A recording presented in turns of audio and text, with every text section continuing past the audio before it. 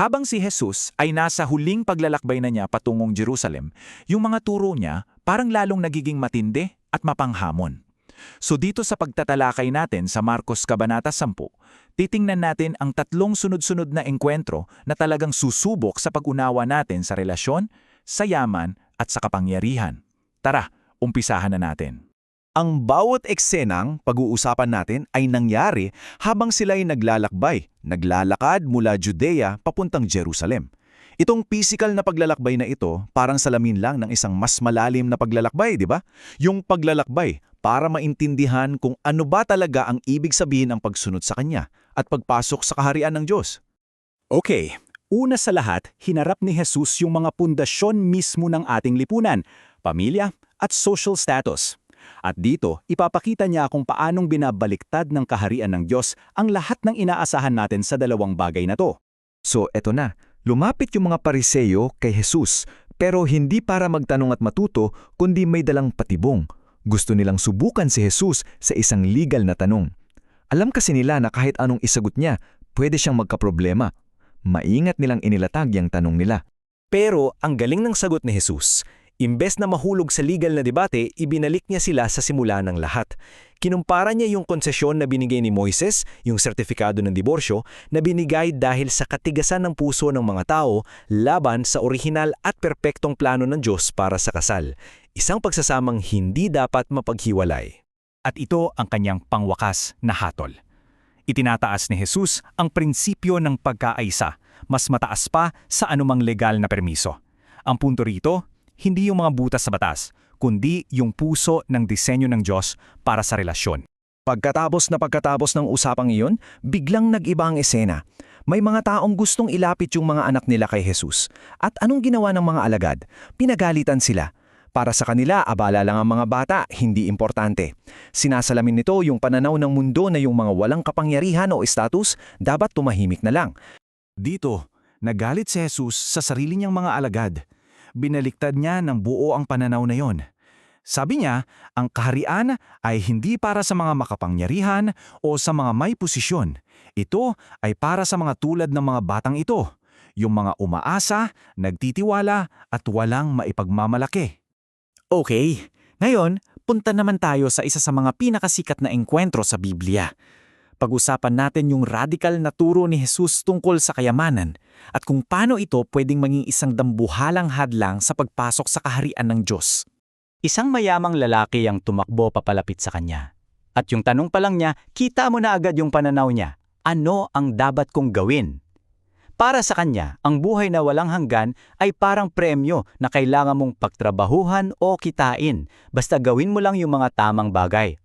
At kung susukatin natin sa pamantayan ng mundo, perfectong taong to, di ba? Sabi niya, lahat ng mahalagang utos sinunod na niya mula pa pagkabata. Kung titingnan sa papel, siya yung model citizen. At dito, nagbago ang lahat. Tiningnan siya ni Jesus ng may pagmamahal at binitawan ng mga salitang to. Kasi sa kabila ng lahat ng pagsunod niya, may isang bagay pa ring nakaharang sa kanya. Isang bagay na sobrang higpit ng kapit niya na ayaw niyang bitawan. Grabe itong pahayag na to, no? Ito ay isang hyperbole, isang eksaherasyon para lang gulatin tayo. Pinapakita nito na kung sa pananaw lang ng tao, imposible talagang makapasok sa kaharian kung ang tiwala mo ay nasa kayamanan mo. Kasi ang yaman, nagbibigay yan ng maling pakiramdam ng security at pagiging sapat sa sarili. At yung reaksyon ng mga alagad, yun ang nagsasabi ng lahat. Sa kultura nila, ang yaman ay senyales ng pagpapala ng Diyos. Kaya para sa kanila, kung itong taong pinagpala na at matuwid ay hindi maliligpas, sino pa ang may pag-asa? Dito mo makikita kung gaano kalalim ang kanilang maling pagkaunawa. Habang palapit na sila ng palapit sa Jerusalem, tumitindi na rin yung tensyon. Pero yung mga alagad, nakatutok pa rin sa makamundong ideya ng kapangyarihan at posisyon, isang bagay na sulungat sa landas na tinatahak ni Jesus. Sa ikatlong pagkakataon at mas detalyado pa ngayon, inilarawan ni Jesus ang mangyayari sa kanya. Hindi ito kwento ng isang political victory. Ito ay kwento ng matinding pagdurusa, kahihiyan at kamatayan. Dito niya nililinaw ang tunay na kahulugan ng kanyang misyon. At ano ang sumunod na eksena? Pagkatapos ng mabigat na hula ni Jesus, heto naman sina Santiago at Juan humihiling ng pinakamataas na pwesto. Grabe yung pagkakaiba, no? Parang hindi man lang nila narinig yung sinabi ni Jesus. Ang iniisip pa rin nila, isang makalupang kaharian. At dito, sa pang-ilang ulit na, binaliktad na naman ni Jesus ang lahat ng inaasahan nila. Ang tunay na kadakilaan sa kaharian niya ay hindi nasusukat sa kapangyarihan na hawak mo sa ibang tao, kundi sa paglilingkod mo sa kanila. Ang daan pataas ay ang daan pababa. Ang gustong maging pinuno ay dapat maging alipin.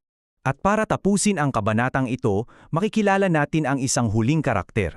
Siya ang magsisilbing perpektong halimbawa ng lahat ng itinuturo ni Jesus. Isang tao na nakakaintindi sa baliktad na kalikasan ng kaharian. Ang ganda ng contrast dito. Yung mayamang lalaki, may posisyon, may yaman, sumusunod sa batas. Ang tanong niya, anong gagawin ko? Pero sa huli, umalis siyang malungkot.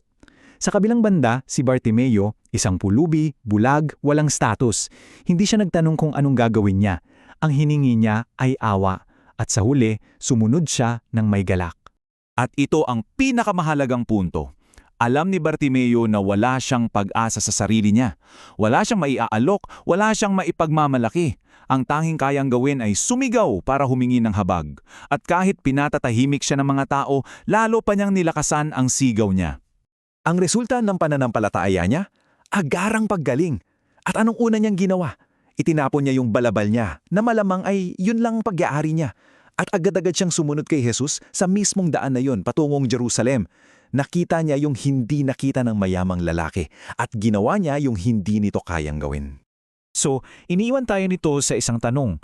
Ang mga turo sa Marcos 10 ay isang hamon para suriin natin ang ating mga puso.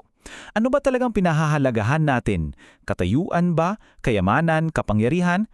Handa ba natin bitawan ang mga to para tunay na makasunod sa daan na itinakda ni Jesus?